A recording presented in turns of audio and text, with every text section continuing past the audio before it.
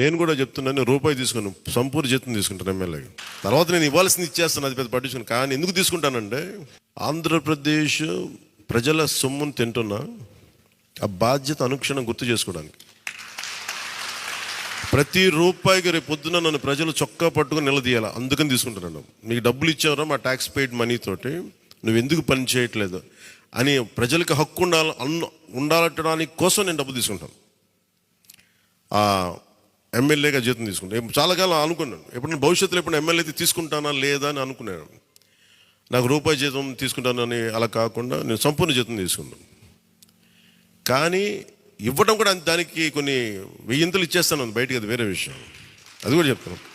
కాకపోతే ఎందుకు జీతం అంటే మనం ఎందుకు తీసుకుంటాం అని నేను ఎందుకు చేస్తున్నాను అంటే, ఈ డబ్బు ప్రజల కష్టం నుంచి, రక్తం, చెమట, స్వేదం నుంచి వచ్చింది. అది ఆ డబ్బు ముట్టుకున్నప్పుడు